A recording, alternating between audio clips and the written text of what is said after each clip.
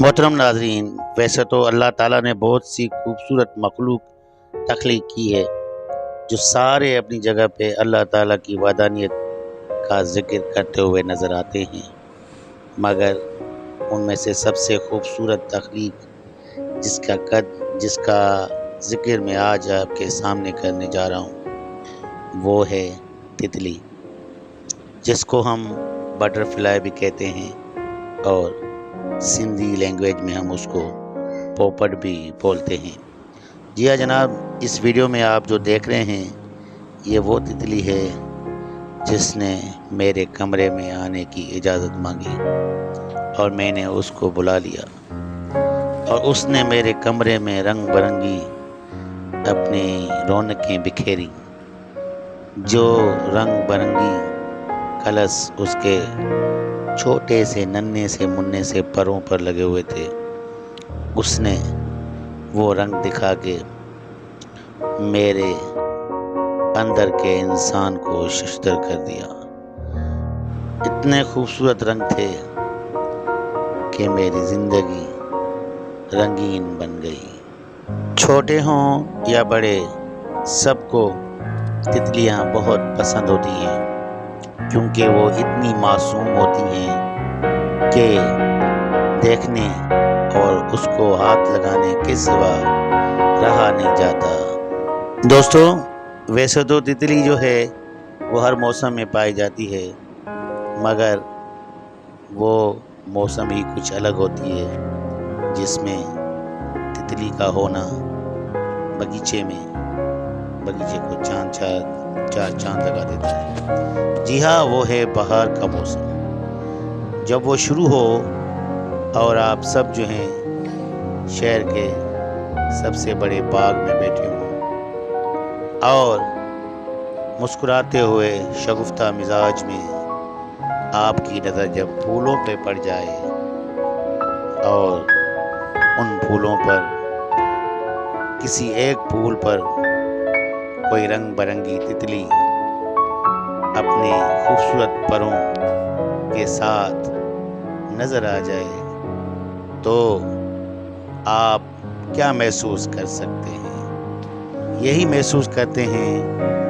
کہ آپ کے دل میں یہ خواہش پیدا ہو جاتی ہے کہ کاش اس تتلی کو میں پکڑ سکوں۔ بعض پھول تو ایسے بھی ہوتے ہیں جن کی ننھی پتیاں گویا مختلف رنگوں میں ڈوبی ہوئی ہوتی ہیں اور بعض شاخوں پر سفید پھول اس طرح لگے ہوئے ہوتے ہیں جیسے فضا میں ستارے روشن ہوں۔ پھولوں کی اس خوبصورتی اور اس خوبصورت دنیا میں جب ننھی منی تتلی بڑی خوشی سے اڑتی آ رہی ہو اور اس پر بیٹھ جائے، کبھی تو وہ پھول جو مرجھایا ہوا ہوتا ہے ننھی سی تتلی کے بیٹھنے کے بعد وہ کھل اٹھتا ہے۔ ویسے تو سب سے خوبصورت پھول تبھی بنتا ہے جب اس پر رنگ برنگی ننھی سی تتلی بیٹھی ہو، مگر ایک سرخ پھول کو تو دیکھتے ہی خوشی سے ناچنے لگتی ہے وہ تتلی جب اس پہ بیٹھنے سے پہلے اس پر نظر ڈالتی ہے اور وہی پھول اس باغ کا سب سے زیادہ خوبصورت اور خوش نصیب پھول بن جاتا ہے اور اس کا رنگ سورج کے رنگ سے زیادہ تابناک اور باغ کا وہ پھول اپنے ہی رنگ میں ڈھل جاتا ہے۔ جب ننھی سی تتلی سارے باغ کا چکر لگا کر لوٹ آتی ہے اور پھر کسی ایک پھول پر بیٹھنے کی کوشش کرتی ہے تو کیا عجب نظارہ ہوتا ہے۔ کبھی تو ایسا بھی منظر ہم نے دیکھا کہ وہ تتلی چند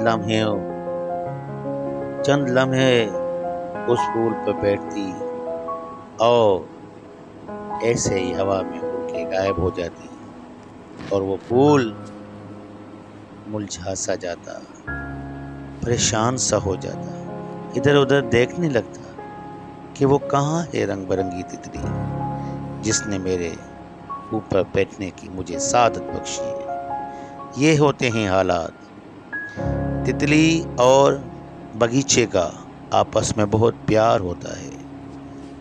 वो तितली उस बगीचे को अपना घर समझती है और फूलों को अपना हिस्सा समझती है, जैसे एक अटूट हिस्सा हो जो कभी अलग ना हो पाए।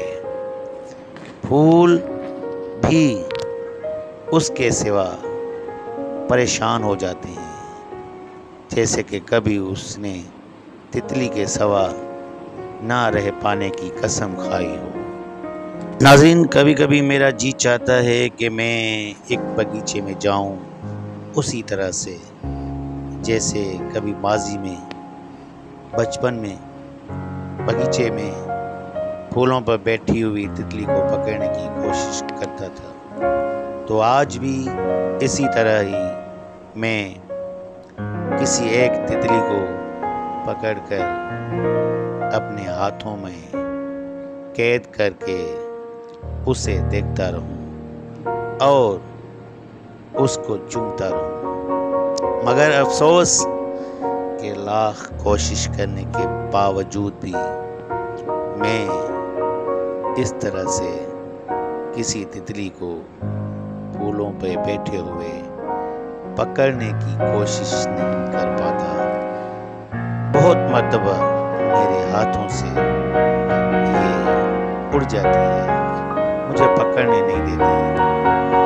शायद पता नहीं क्यों वो मुझसे नाराज़ है, तभी तो वो मुझसे इतना दूर दूर भागने लगती है। मगर उसको नहीं मालूम कि मैं किस हद तक उस तितली से और उसके रंगों से प्यार करता हूँ, मोहब्बत करता हूँ। मुझे इश्क है उस तितली के रंगों से, मुझे इश्क है, मुझे इश्क है।